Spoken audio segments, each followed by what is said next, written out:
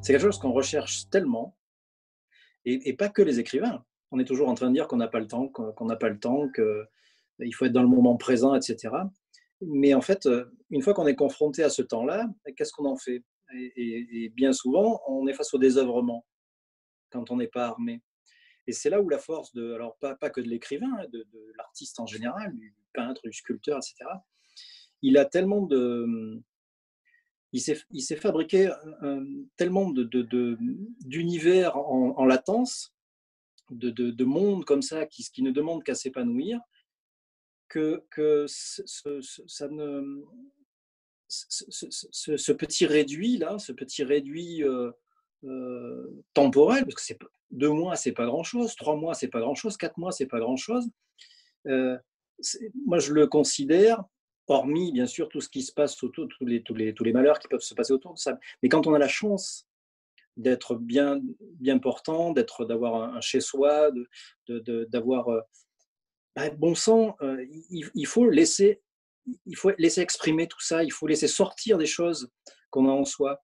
Euh, et donc j'ai du mal à comprendre qu'on puisse être désarmé. J'ai du mal quand on est écrivain, quand on est, ça j'ai du mal à le comprendre. Mais peut-être aussi parce que j'ai une discipline. C'est peut-être ça aussi. C'est-à-dire que je sois en période de confinement ou pas, je me lève extrêmement tôt le matin, je commence à lire à 4-5 heures du matin, et je me mets à écrire quand le jour se lève. Et j'ai toujours fait ça en fait. Donc, alors j'ai la chance d'être en pleine campagne. Il fait voilà, je peux effectivement aller me balader si j'ai envie. Il n'y a personne, j'ai pas de voisins autour de moi, à part des moutons et des ânes et, et quelques chats. J'ai personne à contaminer, personne qui me contaminera.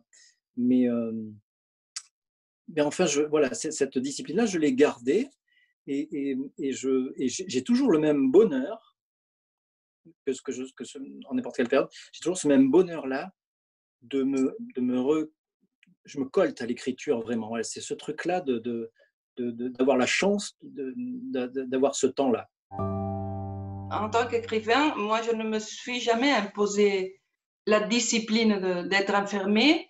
C'est plutôt, pour moi, c'était plutôt une discipline de sortir.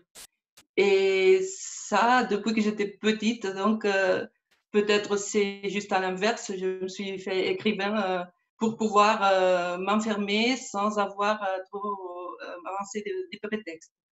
Alors, il y a quelque chose dans le huis clos. Moi j'adore le huis clos depuis toujours. Et, euh, et je me suis jamais demandé pourquoi, en fait. Euh, Ça me vient depuis l'enfance.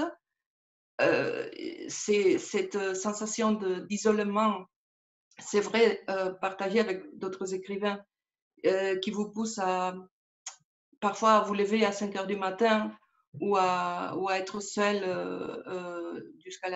jusqu'au matin ou la nuit très très tard pour pouvoir jouir de la sensation de ne pas avoir des interruptions et des irruptions du dehors.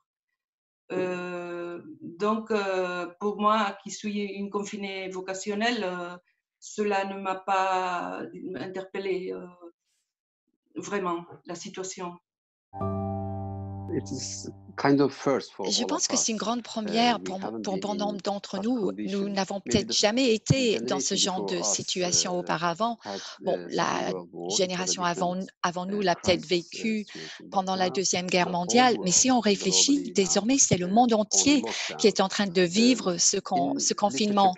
C'est vrai que les gens littéraires, les auteurs, ont l'habitude de vivre ce genre de situation, mais désormais, tout d'un coup, nous avons l'impression de vivre dans la vraie vie les situations qui sont évoquées dans certains romans, même nous, les auteurs. S'agissant de la vie qu'on peut vivre individuellement lorsqu'on est isolé, je pense que c'est quelque chose qui est plus facile pour les écrivains. Comme vous le dites, c'est vraiment une époque rêvée pour nous. Moi, je suis à la maison, il n'y a pas de voyage à faire, pas de réunions qui me sont imposées. Donc, je reste à la maison, j'écris et bien sûr, j'ai la possibilité de passer du temps avec mes enfants, avec mon épouse. Et ceci, pour bon nombre de personnes, constitue un cauchemar en continu. En Turquie et dans bon nombre de pays d'ailleurs, la majorité de la population doit encore se rendre au travail. Ils ont l'obligation de gagner de l'argent afin de pouvoir gérer leur famille, euh, afin de pouvoir vivre tout simplement, sinon la vie devient intenable. Le gouvernement ne propose rien en termes d'aide dans la plupart des pays. Et donc, il y a un autre genre de crise qui est en train de voir le jour, en plus de la pandémie que vous connaissez.